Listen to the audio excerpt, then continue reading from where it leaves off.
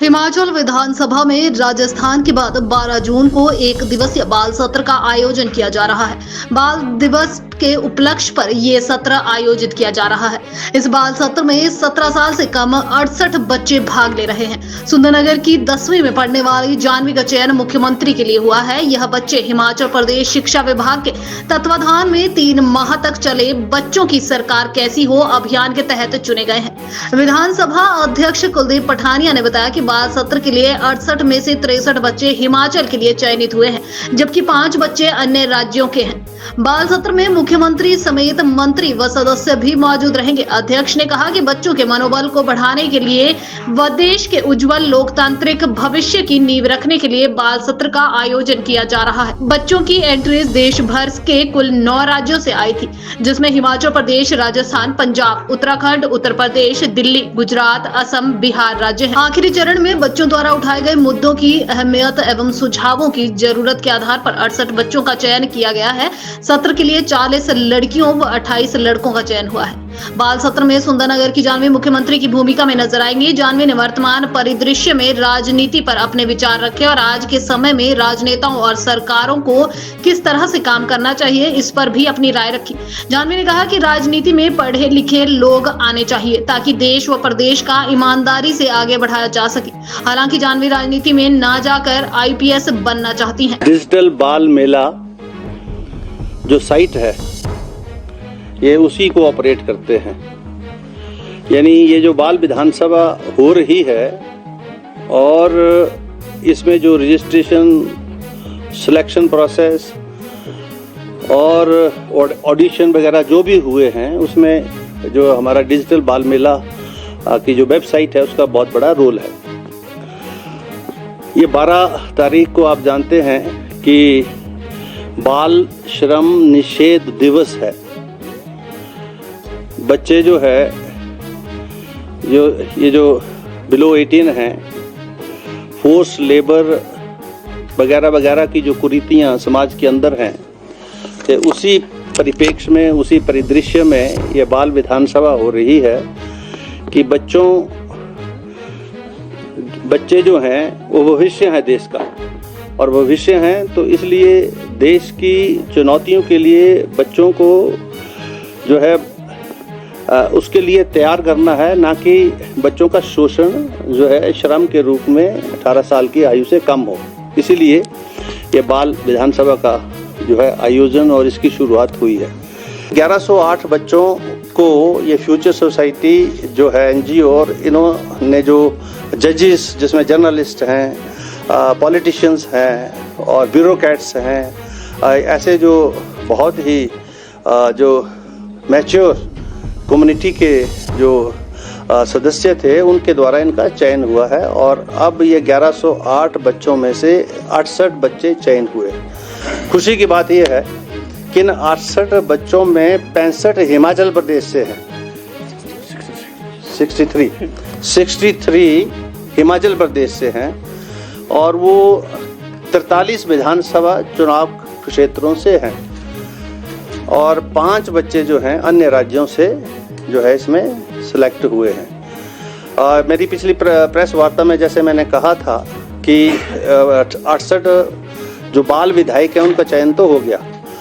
अब बाल सरकार बननी है तो बाल सरकार का भी चयन जो है इसी डिजिटल बाल मेला के माध्यम से और बच्चों की राय से और उन सब पार्टिसिपेंट्स की राय से, और जो सेशंस हुए उसमें जो पॉलिटिशियंस और जिन लोगों ने उसमें पार्टिसिपेट किया, उन सब की राय से आपको ये खुशी होगी कि सुंदरनगर से हमारी बेटी जो है एक जो senior secondary school model school Sundarnagar में पढ़ती है, जानवी, एक जानवी है, एक जानवी, ये मुख्यमंत्री के लिए चयनित हुई हैं और अब वो अपना काउंसिल ऑफ मिनिस्टर कॉन्स्टिट्यूट करेंगी।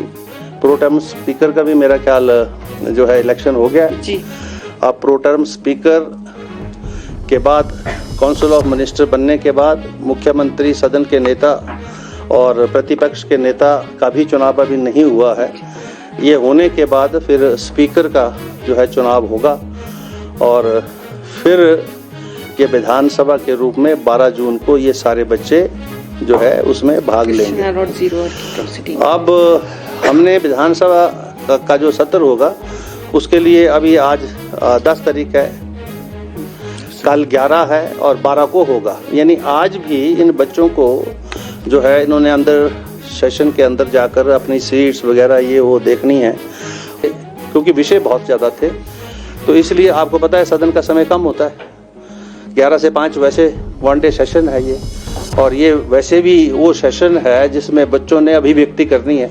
तो अगर हम वो कैलेंडर रखेंगे 11 से 12 क्वेश्चन आवर और उसके बाद फिर विषय उठेंगे, तो इसीलिए सारी जो प्रक्रिया थी उसको हमने छोटा समराइज कर दिया है। क्वेश्चन आवर होगा, आधे घंटे का क्वेश्चन आवर होगा, और उसके बाद आधे घंटे के बाद हम 0 आवर स्टार्ट कर देंगे। जो सेशन के अंदर 0 आवर की व्यवस्था भी नहीं है, पॉइंट ऑफ ऑर्डर की है, तो 0 आवर के माध्यम से सारे विषय जो है पक्ष विपक्ष से उठेंगे और वहाँ जिस से संबंधित होंगे, क्योंकि सरकार को जवाब देना है, मुख्यमंत्री को जवाब देना है, या उससे संबंधित जो मंत्री है, शिक्षा मंत्री, उसको जवाब देना है, सामाजिक अधिकारिता मंत्री है उसको जवाब देना है, या PWD मंत्री है उनको जवाब देना है, या हमारे जो IPH के मिनिस्टर हैं उनको जवाब देना, तो वो जवाब देंगे और वहीं जो है अंदर उन सारे विषयों पर अपनी अभिव्यक्ति करते हुए और जवाब भी आएंगे और सवाल भी पैदा होंगे, और इसको हम 2:30 बजे तक समाप्त कर, 10:30 हम शुरू कर रहे हैं। 11 बजे राइट जो है हमारे जो इस वक्त जो हमारे चीफ गेस्ट होंगे, वाइस चेयरमैन हैं हमारी राज्यसभा के अपने उपसभापति हरवंश नारायण सिंह जी, वो आएंगे। मैं उसी दिन पहुंचेंगे, वो 10:30-11 बजे तक पहुंच जाएंगे। और डाइस के ऊपर माननीय मुख्यमंत्री भी होंगे, वो चीफ गेस्ट के रूप में आएंगे, और उसके बाद नेता प्रतिपक्ष भी आमंत्रित हैं, मैं आऊँगा।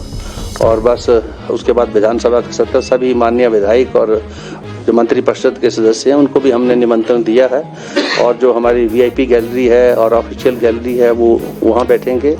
और फ्यूचर सोसाइटी के जो जजेस थे, जो प्रोविडेंट लोग थे, उनको स्पीकर गैलरी में बैठाएंगे। बच्चों के अभिभावक और अन्य जो बाल मेला में हिस्सा लेना चाहते हैं, देखना चाहते हैं उनको, और प्रेस, आप तो पार्ट हैं, you are all invited for that. Thank you very much. अब जो भी मैं मंत्री बनाती हूँ वह उनकी अनुभव व क्वालिफिकेशंस के आधार पर। इसी के साथ में ये मुख्यमंत्री होने के रूप में जितने भी सरकारी विभाग हैं उनमें समन्वय स्थापित करके आम जनता की मूलभूत समस्याएं हैं, जिसमें सबसे ज़्यादा शिक्षा और स्वास्थ्य हैं, जितने भी हमारे पास उपलब्ध संसाधन हैं उनके द्वारा मैं उनमें थोड़ी और प्रोसेस, थोड़ा और मतलब उनमें और चीज़ें ऐड करके उनको और बेटर बनाकर उनको लागू करूँगी, जिससे कि हमारी ये जो प्रॉब्लम्स है ये सॉल्व हो पाए और अच्छे से।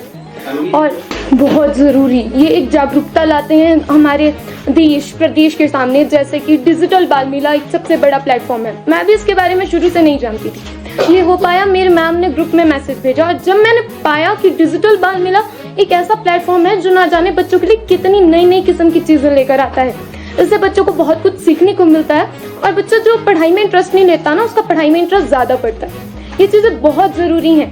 अगर ये चीज़ें नहीं हुई ना तो बच्चे मोबाइल में बिजी हो जाएंगे और ये ड्रग्स ऐसी चीज़ों में पड़ जाएंगे। तो ऐसे प्लेटफॉर्म होना बच्चों के लिए बहुत ज़्यादा ज़रूरी है।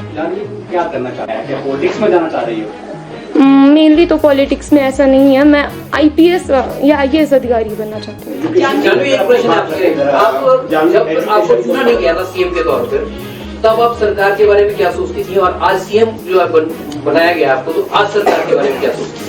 चेंजेस ज़्यादा तो नहीं हुए, बट हाँ, जब पहले था तो इतनी जानकारी कहाँ होती थी, कोई नहीं। जब आए विधानसभा के लिए सिलेक्शन हो, उसके बाद ज़्यादा जानकारी मिली, विधानसभा के बाद पता चला कि आखिर मुख्यमंत्री का मेन कार्य क्या होता है, स्पीकर का कार्य क्या होता है, विधायकों का कार्य क्या होता है, क्या होती है विधायक की वैल्यू। ये सब तभी जान पाए जब हम मेरी सिलेक्शन हुई। उससे पहले थोड़ी बहुत जानकारी जो मम्मी पापा से सुनकर मिलती थी, कभी टीवी में देख लिया करते थे, उससे पहले ये जानकारी। स्कूल एजुकेशन के लिए आप क्या करेंगे? अगर एजुकेशन देखिए, एजुकेशन सबसे ज़रूरी होता है किसी भी देश के लिए, प्रदेश के लिए। अब हम जो बच्चे हैं वही आने वाला कल है इस प्रदेश का। अगर उनका बेस ही नहीं अच्छा होगा, स्टडी में नहीं अच्छे होंगे, तो फिर क्या ही कल क्या अच्छा होगा। तो इसलिए एजुकेशन तो सबसे ज़रूरी है। इसके लिए सबसे पहली प्राथमिकता ये होनी चाहिए, जो टीचर्स हैं ना, हम मानते हैं जैसे आजकल टीचर्स बीए बीएड करते हैं, उनको अपॉइंटमेंट मिलता है और उन्हें डायरेक्ट जॉब मिल जाती है। होना ये चाहिए जब उन्होंने बीएड की अपॉइंटमेंट मिला उसके बाद उनकी 2 या 3 साल की ट्रेनिंग होनी ही चाहिए, जिससे कि जो अपना एक टीचर है वो बात बच्चे के सामने एक अच्छे तरीके से रख पाए। इसी के साथ जब टीचर लग जाते हैं तो हर 2-3 साल में रिफ्रेश कोर्सेज होने चाहिए, जिनसे कि वे जो टीचर का बनता है ना बच्चे के साथ वो और अच्छा हो पाए। जानवी, आपने कहा कि आप शिक्षा और स्वास्थ्य के लिए अब मैं आपको मेरे फ्रेंड्स के बारे में बताती हूँ। टीचर्स, आप कितने वीडियो देख लीजिए आजकल टीचर्स को फेब्रुअरी के स्पेलिंग पूछो, आते ही नहीं है भाई, आते ही नहीं है। फर्स्ट इंप्रेशन बैड हो जाता है। मुख्यमंत्री तक पहुंचने के लिए कितना संघर्ष करना पड़ा, कैसी कैसी सियासत झेलनी पड़ी, इस पर भी कुछ बोलो। बिल्कुल नहीं, बिल्कुल इसमें कोई पॉलिटिक्स नहीं थी। उसमें जजमेंट की गई बच्चे की क्वालिफिकेशंस के आधार पे, उसके बोलने के आधार पे कि वो कितना अच्छा बोल रहा है।